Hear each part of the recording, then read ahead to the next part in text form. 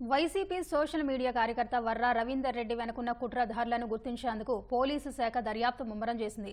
అసభ్యకరమైన పోస్టులతో వేధించిన వర్రాను లోతుగా విచారిస్తే అసలు సూత్రధారులు బయటికి వస్తారనే భావనతో నిందితుణ్ణి కస్టడీకి ఇవ్వాలని కడప కోర్టులో పిటిషన్ దాఖలు చేశారు.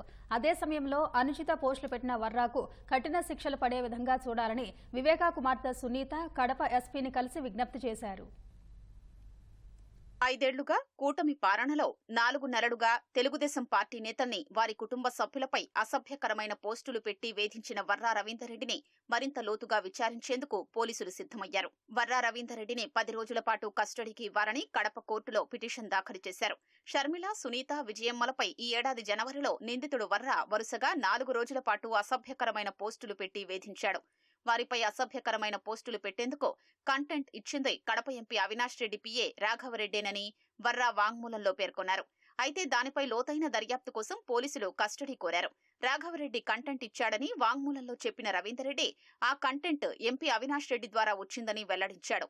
వర్రాను లోతుగా విచారిస్తే అవినాష్ రెడ్డి ప్రమేయం బయటకొచ్చే అవకాశం లేకపోలేదు.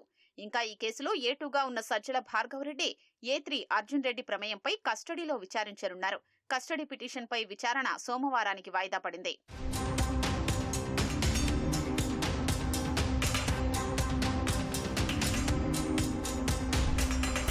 వైసీపీ సోషల్ మీడియా కార్యకర్త వర్రా రవీందర్ రెడ్డిని కర్నూలు జిల్లా పత్తికొండ జూనియర్ సివిల్ కోర్టులో హాజరుపరిచారు.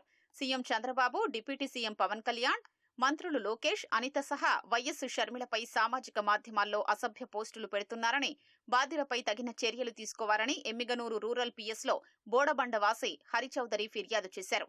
ఈ కేసులో వర్రాను కడప నుంచి పత్తికొండకు తీసుకొచ్చి జూనియర్ సివిల్ జడ్జి ఎదుట హాజరుపరిచారు. ఈ నెల 28 వరకు న్యాయమూర్తి రిమాండ్ విధించారు. ఇప్పటికే కడప రిమాండ్లో ఉన్నందున వర్రా రవీందర్ రెడ్డిని తిరిగి అక్కడికే తరలించారు. పరారీలో ఉన్న అవినాష్ రెడ్డి పిఏ రాఘవరెడ్డి కడప కోర్టులో ముందస్తు బెయిల్ పిటిషన్ దాఖలు చేశారు. విచారణ సోమవారానికి వాయిదా పడింది. వివేకా కుమార్తె సునీత కడప ఎస్పీ విద్యాసాగర్ ను కలిసి వర్రా రవీందర్ రెడ్డి అనే వ్యక్తి తమపై పెట్టిన అసభ్యకరమైన పోస్టుల అంశంపై చర్చించారు. వర్రాపై సైబరాబాద్, హైదరాబాద్లో తమ ఫిర్యాదుల మేరకు కేసులు నమోదయ్యాయన్నారు. కఠిన శిక్షలు పడే విధంగా చర్యలు తీసుకోవాలని ఎస్పీని విజ్ఞప్తి చేశారు.